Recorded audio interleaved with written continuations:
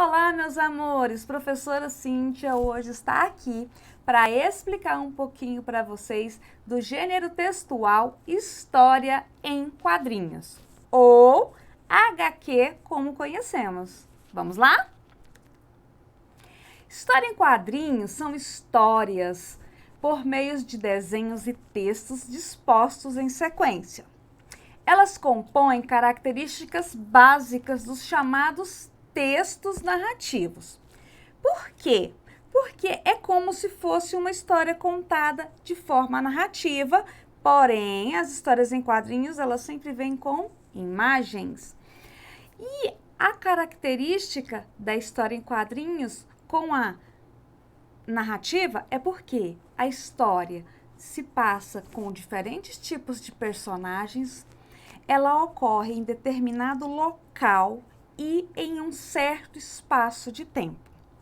Geralmente, as histórias em quadrinhos, elas servem para o nosso entretenimento, para nos divertir, para causar humor, mas ela também pode transmitir informações.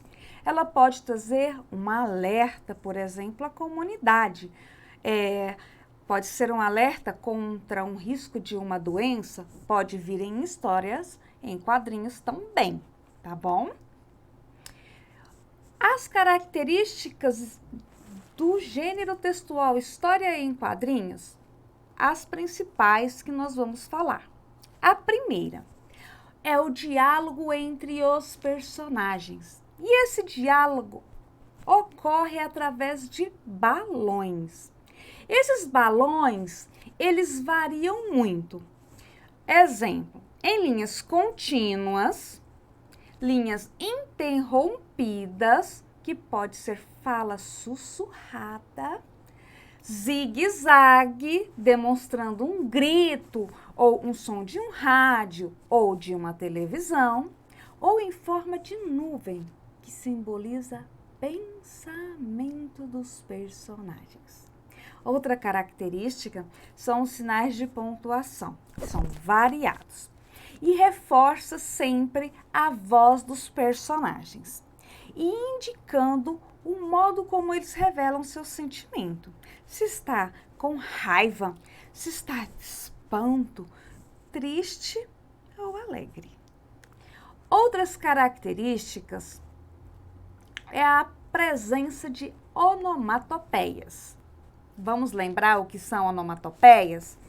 Onomatopeias são os sons que imitam o barulho de alguma coisa, objeto ou pessoa. Quando, por exemplo, tic-tac, tic-tac, a onomatopeia de um relógio. Toc-toc. Tem alguém batendo na porta, é uma onomatopeia de quê? Tem alguém batendo na porta. Vrum! É o barulho de quê? Um veículo passando. E isso é uma característica muito típica das histórias em quadrinhos, tá? A gente sempre vai ver, bum! Uma explosão. A gente sempre vai estar vendo essas onomatopeias dentro dos balões, ou até mesmo fora, nas histórias em quadrinhos. Outra característica são as linguagens.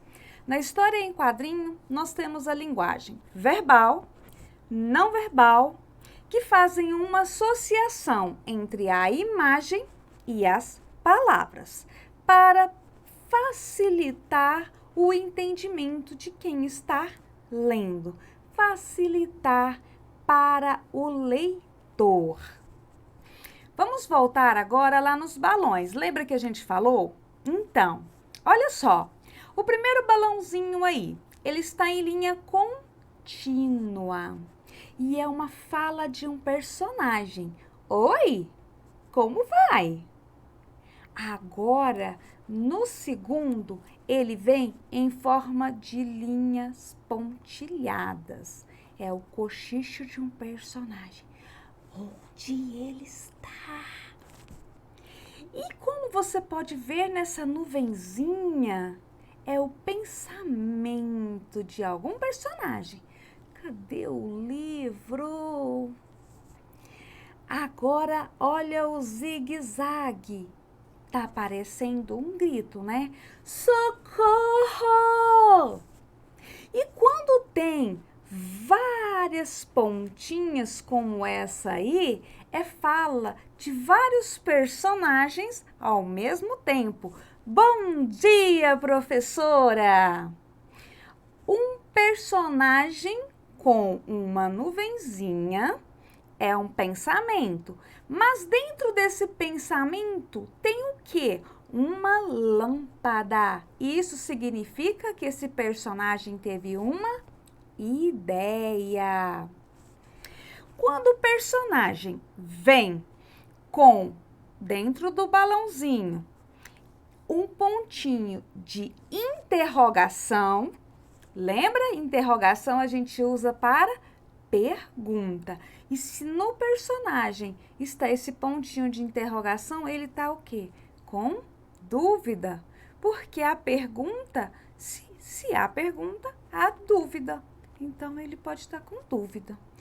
No outro, tem um pontinho de exclamação. Ele pode estar admirado. E quando tem esses 3 pontinhos, lembram deles? São chamados de reticências, porque tem mais coisas pela frente. O personagem não consegue se expressar.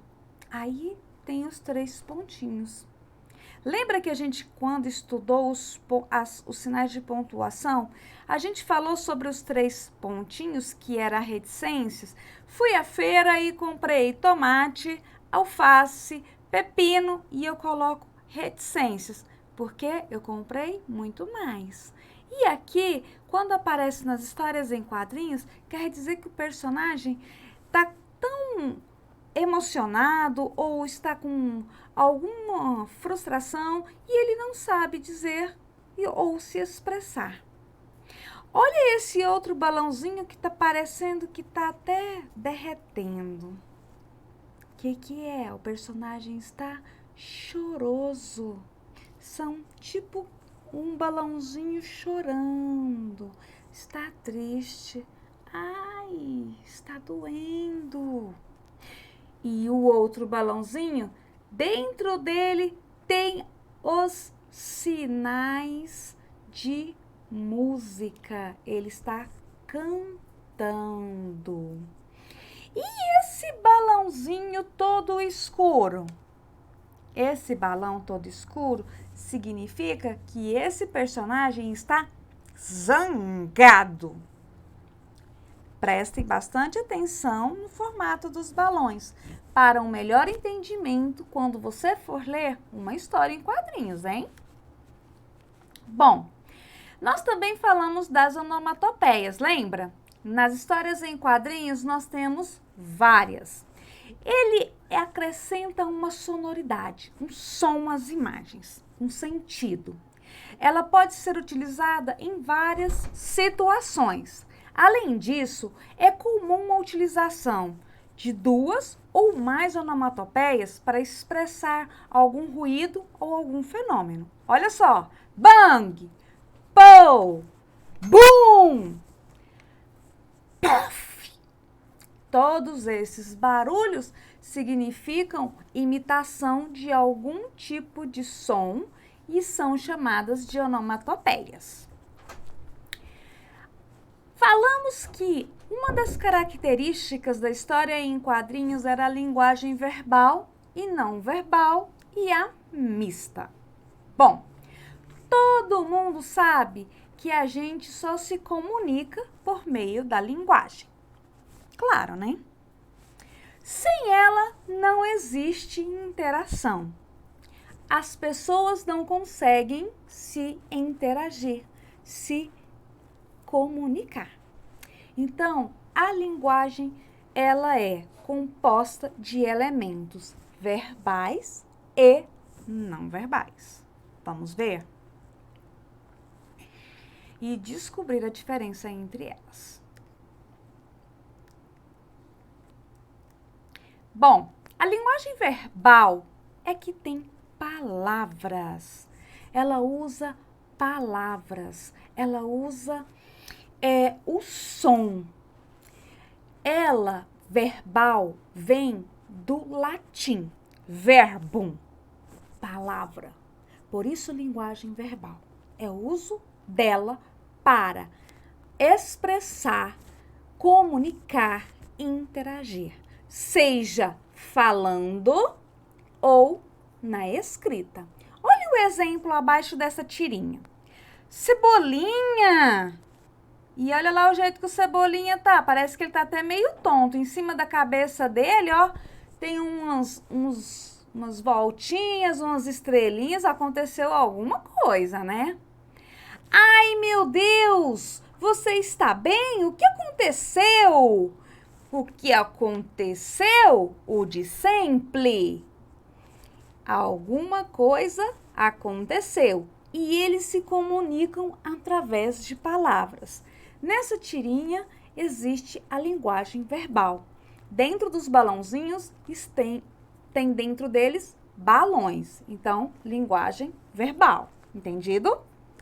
Nós vamos agora para a linguagem não verbal. Se ela não verbal, é porque não existe palavras. Sabe quando alguém te responde, te pergunta alguma coisa? Você vai para a feira? Você vai para a festa? E você só balança a cabeça? Ou então só faz assim com o dedinho? Você está usando palavras? Não, você está usando gestos. Isso é uma linguagem não verbal. E do mesmo jeito acontece nas histórias em quadrinhos. A linguagem não verbal é o não uso de palavras. Eles não entram na tirinha. Olha só o exemplo. Nós precisamos prestar bastante atenção quando a tirinha vem com a linguagem não verbal. Por quê? Eu preciso observar todos os detalhes dessa tirinha. A fisionomia do personagem, o rostinho, todos os detalhes, o que está acontecendo, como que está o dia ou é noite, para conseguir ler e entender a história. Vamos tentar entender a história da Mônica? A Mônica, no primeiro quadrinho, ela está feliz. Pelo rostinho dela, a gente percebe que ela está feliz, lavando o seu coelhinho. Depois, na segunda, ela já está enxugando com o mesmo rostinho, serena, plena. E no último quadrinho, esse coelhinho, será que ele tá fedido ou cheiroso? Pela carinha da Mônica, a gente percebe que está todo perfumado, não é verdade? Então, conseguimos ler a tirinha sem ter uma palavra. Viu só? Isso é a linguagem não verbal. E existe também a linguagem mista. A linguagem mista é quando tem palavras e não tem palavras também. Existem imagens e existem palavras. É a união das duas linguagens. Vamos ver o exemplo. A Mônica fala para Magali: ah, não, é sério, Magali. Você nunca ouviu falar da loira do banheiro? Olha a cara de espanto da Magali. Nesse terceiro quadrinho, não tem palavras, mas a gente percebe pelo rosto delas o medo. Ah, no quarto quadrinho, não. Mas eu já ouvi falar da loira do tchan. Serve?